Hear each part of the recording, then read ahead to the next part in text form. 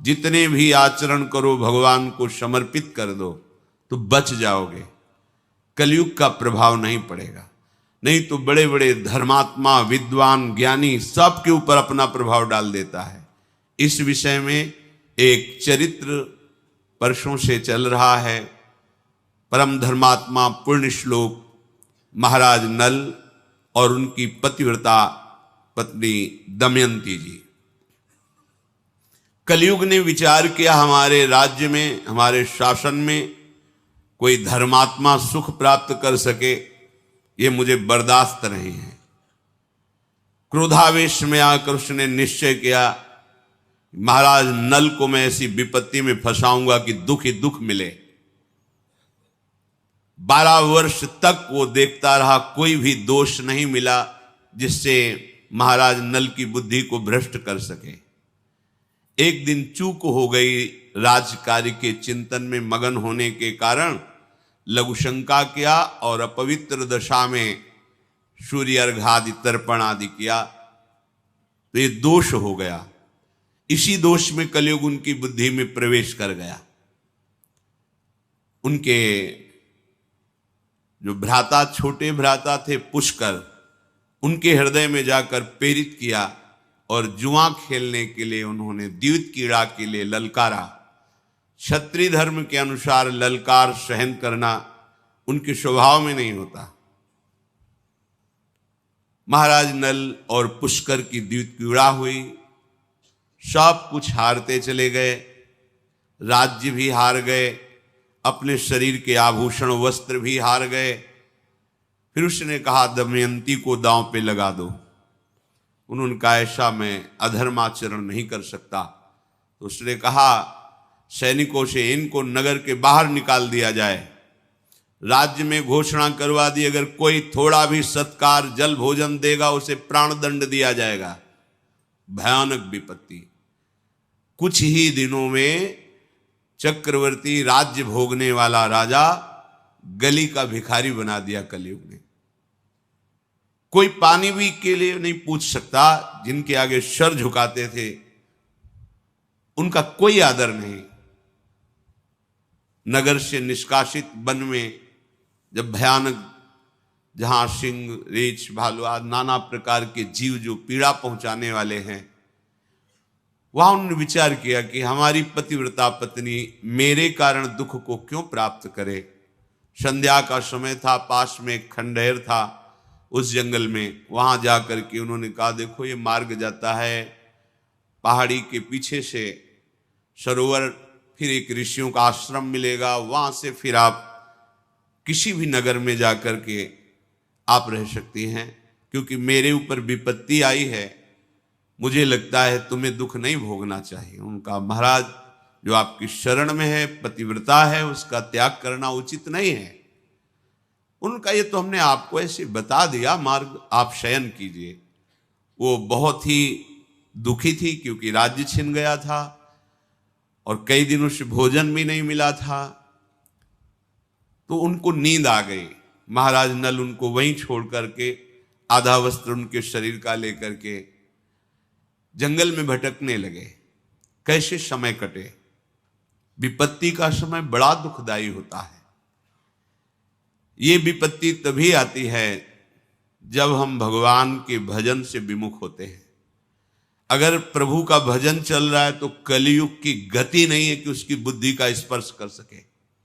कलयुग की गति नहीं कि कोई बाधा डाल सके, क्योंकि नाम पहारू दिवस निशि, भगवान का नाम रात दिन पहरा देता है।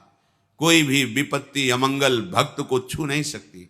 हम यही तो चाहते हैं ना, कोई ऐसा हमारी सुरक्षा करने वाला हो जो हमें सुख शांति प्रदान करे, निर्भय कर सके। वो केवल श्री भगवान हैं। ये बात सबकी समझ में नहीं आती। जहां तुम हो वहीं हैं, सब में है, तुम में है, सब समय में है तो इस समय भी है। फिर हमें भयभीत क्या होना है।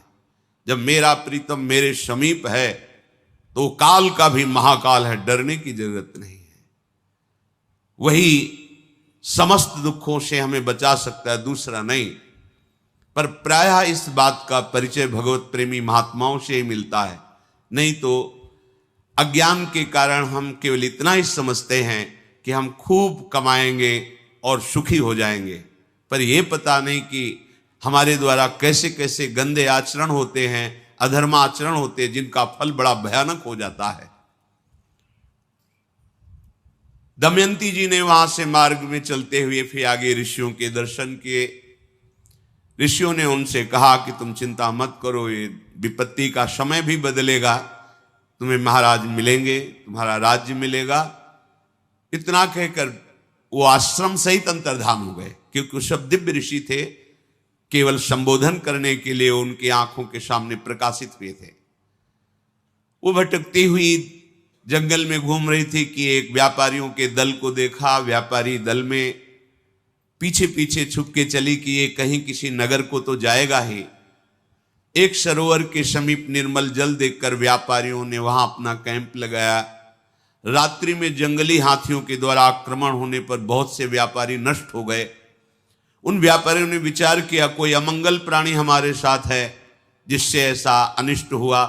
जब ये बात सुनी तो दमयंती जी वहां से चल पड़ी कि मैं ही यहां पीछे पीछे चल रही हूं, अगर इनको पता चलेगा तो हमारी प्राण हानि कर देंगे। आगे चलकर देखा तो कुछ ब्राह्मण लोग नगर की तरफ जा रहे थे, उनके पीछे चले। विदर्भ देश में प्रवेश किया। वहां की राजमाता महल से देख रही थी कि एक विक्षिप्त स्त्री जो बड़ी ही सुंदर सुशील नवयुवती है, कुछ लोग पीछे उनके लगे हुए कंकड़ मार रहे हैं, उनको लग रहा है पागल है, क्योंकि वो शोक से ऐसी व्याकुल थी। राजमाता ने कहा कि मेरा पता नहीं स्वाभाविक क्यों आकर्षण हो रहा है, इस युवती को महल में बुलाया जाए। आदर के साथ उनको जब सामने दासियों ने ला करके प्रणाम करवाया तो राजमाता ने पूछा, देखने से तुम ऐसा नहीं लगती हो कि विक्षिप्त हो या कोई विशेष परिस्थिति में फंसी हुई हो? तुम्हारा मुख कमल ऐसा अनुभव कराता है कि तुम तेजस्विनी हो और कोई देवी हो। तो उनका नहीं, महाराज नल द्युतक्रीड़ा में हार चुके हैं और दमयंती सहित वन में चले गए हैं और मैं उन्हीं के महल में सुखपूर्वक निवास करती थी। ये नहीं बताया मैं दमयंती हूं, उन्हीं की सेवा में थी। अब जब वो चले गए तो मेरा कोई आश्रय नहीं बचा। अगर राजमाता आप कृपा करें मुझे आश्रय दे दें तो आपका बहुत उपकार होगा, पर मेरा नियम है, मैं एक पतिव्रता हूं, किसी के चरण नहीं धोऊंगी, किसी का जूठन नहीं खाऊंगी, किसी पुरुष से संभाषण नहीं करूंगी, केवल ब्रह्म ऋषियों से बात कर सकती हूं। अगर इन नियमों की आप सुरक्षा कर सके तो मैं आपके यहां रह पाऊंगी। राजमाता ने स्वीकृति दे दी और कहा जैसे मेरी बेटी सुनंदा रहती है ऐसे तुम बेटी की तरह हो, कोई भय नहीं यहां। इधर महाराज नल बड़े ही व्याकुल होकर के कि ये विपत्ति कैसे नष्ट होगी, जंगल में भ्रमण कर रहे थे। उसी समय आवाज आई, पुण्य श्लोक धर्मात्मा महाराज नल मेरी रक्षा कीजिए, रक्षा कीजिए। जिधर आवाज आ रही थी उधर वो दौड़ के गए तो देखा दावानल लगा हुआ है, जंगल में भीषण आग फैली हुई और कोई आग की ज्वाला के बीच में पुकार रहा है। इन्होंने देवताओं को प्रसन्न किया था तो अग्नि भगवान ने वरदान दिया था कि कभी अग्नि की दाहिका शक्ति तुम्हें जलाएगी नहीं, अर्थात ज्वाला में तुम चंदन की तरह शीतल होते हुए जा सकते हो। वरुण देवता ने आशीर्वाद दिया था, जहां तुम चाहोगे वहीं जल प्रकट हो जाएगा। बड़ी देवताओं की आराधना की थी तो अग्नि के प्रभाव से रहित उस ज्वाला में महाराज नल प्रवेश किए तो देखा बड़ा ही विशालकाय भयंकर करकोटक नाग कुंडली मारे बैठा हुआ है। नाग ने कहा महाराज मुझे बचा लीजिए, मैं चल नहीं पा रहा हूं क्योंकि मुझे देवर्षि नारद का शाप हो गया है। मैंने उपहास कर दिया देवर्षि नारद का। संतों का उपहास करना पुण्य नाशक होता है। उस दिन से मैं जड़ की तरह यहीं पड़ा हूं। अब ये दावानल लग गया, मैं एक कदम भी नहीं चल सकता। मैंने देवर्षि से प्रार्थना की थी कि मुझे क्षमा कर दो, तो उन्होंने कहा था जब महाराज नल तुम्हें दर्शन देंगे तो उसी समय तुम हमारे शाप से मुक्त हो जाओगे, तो आप मुझे उठा करके यहां से बाहर कीजिए। मैं शाप मुक्त भी हो जाऊंगा और तुम्हारा मंगल करूंगा। मैं सबसे तेजस्वी नाग, सबसे बड़ा जहरीला, मेरा नाम करकोटक है। महाराज नल ने कहा, तुम इतने भयंकर विशाल कायो में तुम्हें कैसे उठा सकता हूं? उन्होंने कहा कि आप उठाइए, मैं आपके लिए बहुत हल्का हो जाऊंगा। गोद में उठाकर जब बाहर किया रखने लगे तो उन्होंने कहा, नहीं, पहले तुम अपने कदम गिनो फिर रखो, जब मैं रोक दूं तब रुक जाना। तो 1 2 3 4 5 6 7 8 9 10, जे भी 10 बुलाते हुए उन्होंने डस लिया। महाराज नल ने कहा, धोखा क्यों किया तुमने? तुम कहते थे तुम्हारा कल्याण करेंगे, हमने तुम्हारी प्राण रक्षा की और तुमने हमें डस लिया। बोले, मैं तेजस्वी नाग हूं, मेरा प्रभाव विष का संकल्प के अनुसार होता है। तुम्हारे शरीर पर बिल्कुल प्रभाव नहीं पड़ेगा जहर का। तुम्हारे अंदर बैठा हुआ जो कलयुग है वो जलेगा, उसके अंग अंग में मेरा जहर जाएगा और वो बड़े शीघ्रता से तुम्हारे शरीर का त्याग करेगा और उसके त्याग करते ही तुम्हारी बुद्धि शुद्ध हो जाएगी और सारी संपत्ति प्राप्त हो जाएगी। ये कलयुग तुम्हें महान दुख दे रहा है। पर काटने के प्रभाव से उनका शरीर काला हो गया और नाटा हो गया। तो उनका ये क्या किया? मेरा नल रूप जो था वो तो अंतर्हित हो गया। बोले, तुम्हारे काम में आएगा, क्योंकि शत्रु राजा तुम्हारा नाश कर देगा, इसलिए अब तुम्हें कोई पहचान नहीं पाएगा। आज से तुम्हारा नाम बाहुक होगा, तुम अपने को बाहुक कहना। और ये पट एक वस्त्र दिया कि जब तुम चाहना कि नल रूप प्रकट हो जाए तो ये वस्त्र ओढ़कर मेरा ध्यान करना, तो तुम्हारा ये रूप हट जाएगा और तुम नल रूप में प्रकाशित हो जाओगे। और जाओ, तुम्हारा मंगल हो। आज के बाद कभी भी कोई दाढ़ वाला जंतु तुम्हें खा नहीं पाएगा, कोई भी विषैला कीड़ा काटेगा, विष नहीं चढ़ेगा, और जहां कहीं तुम्हारी कोई विपत्ति होगी तो मैं सहायता के लिए आ जाऊंगा। ऐसा उसने वरदान दिया। महाराज नल से कहा कि तुम्हारे रक्षा के योग्य अयोध्या नरेश महाराज ऋतुपर्ण धर्मात्मा पुरुष हैं, तुम वहां जाओ, उनके समीप जाने से तुम्हारा मंगल होगा।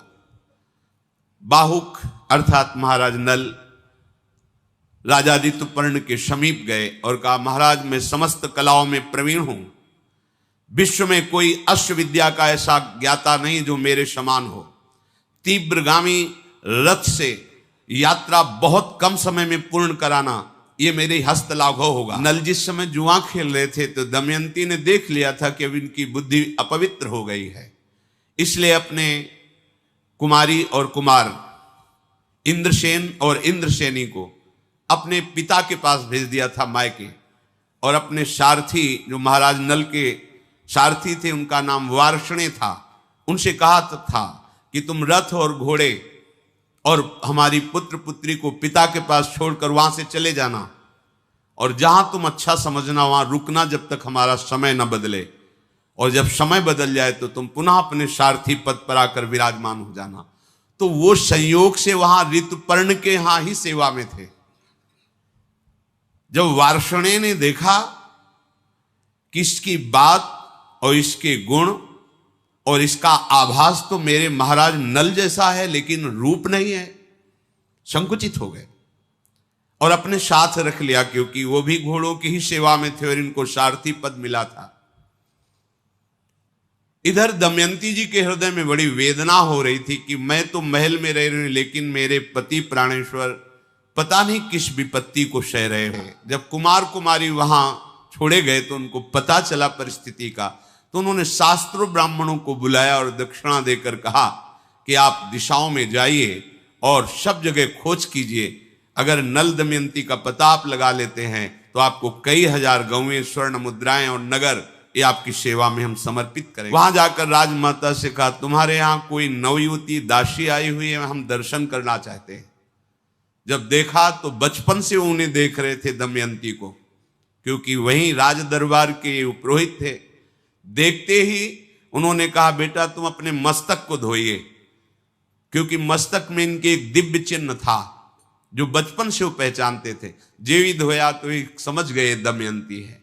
राजमाता से कहा, ये कोई दासी या सैरेंद्री नहीं है, ये माता के समीप जाकर अपने हृदय की बात कही और कहा कि हम चाहते हैं कि कुछ गुप्त रूप से ब्राह्मण भेजे जाएं जिनको मैं श्लोक सिखाऊंगी और वो हर सभा में, हर नगर में जाके श्लोक का गायन करें। अयोध्या पहुंचे और ऋतुपर्ण की सभा में जब श्लोक गाया तो वहीं बैठे हुए बाहुक रूप में महाराज नल थे। सभा से बाहर निकले और एकांत में उस ब्राह्मण से मिले, उस श्लोक का उत्तर दिया।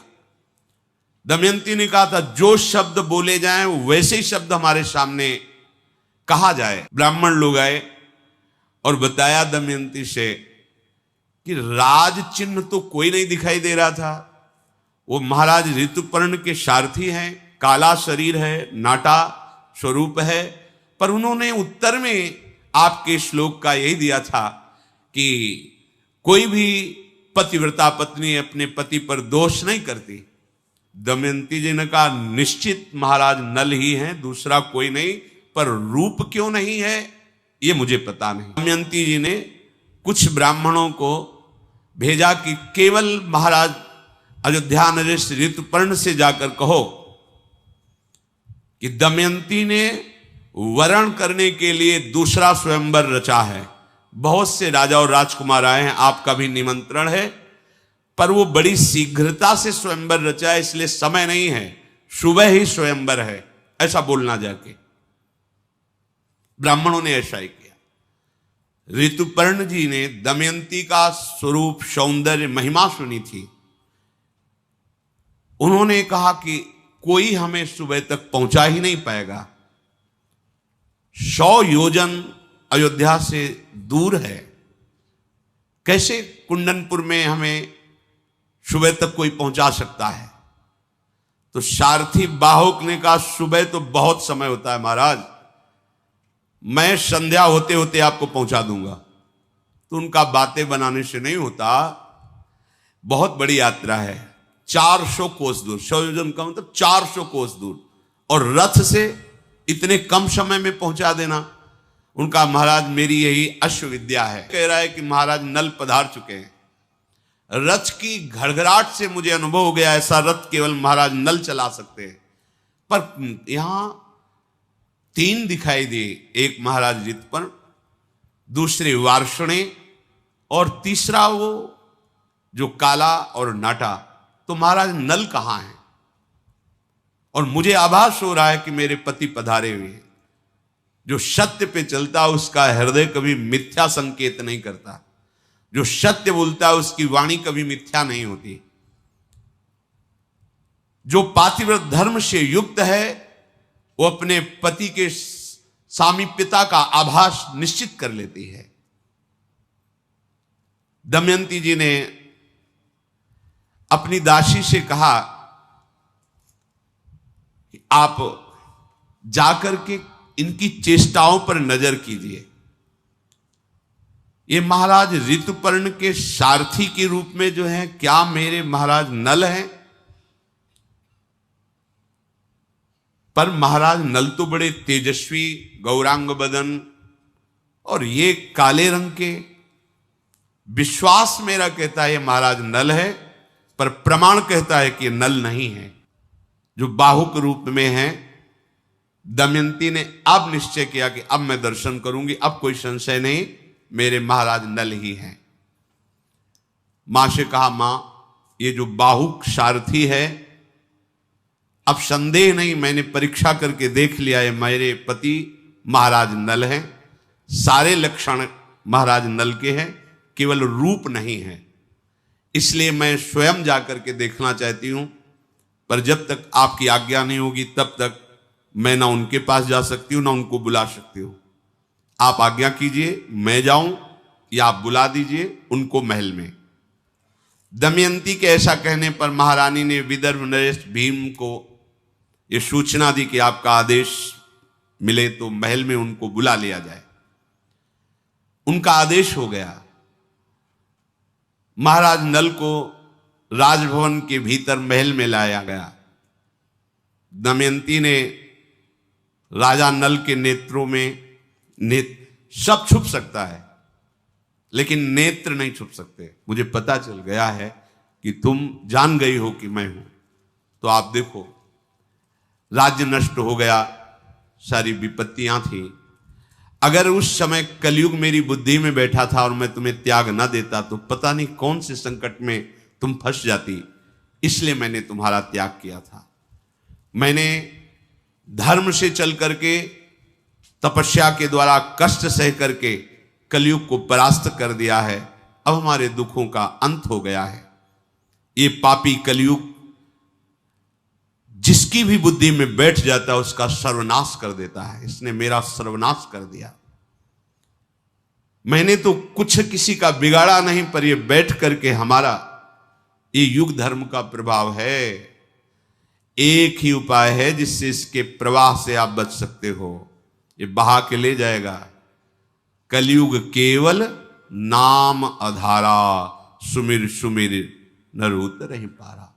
यदि नाम जप करोगे तो तुम्हें कलयुग का प्रभाव परास्त नहीं कर पाएगा। ये अपने प्रवाह में प्रवाहित, मान लीजिए बड़ी दुर्गति होती है, जाओगे प्रमाणित हो जाओगे तो तुम्हें खुद पता चलेगा।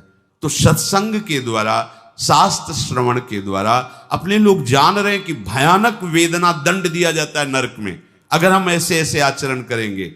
और ये आचरण करवाने में समर्थ है कलयुग, इसका प्रभाव है। बच सकते हो तो केवल भगवान नाम से। इसीलिए चीख चीख के कहते हैं कि शाप साधनों को करने की सामर्थ्य अब नहीं रह गई कि आप तो बात सब कोई कर सकता है। बच्चा हो, बूढ़ा हो, कोई पढ़ा लिखा हो ना हो, जो जहां जैसे भी राधा राधा राधा राधा।